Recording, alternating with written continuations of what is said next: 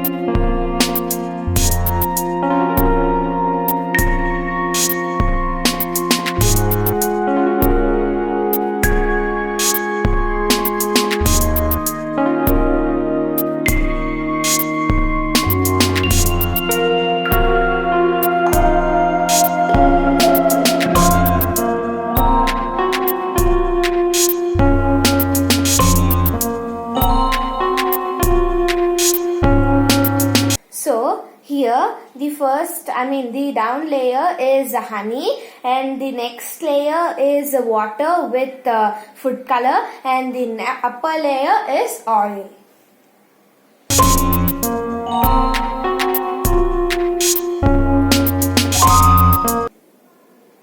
So it sinks.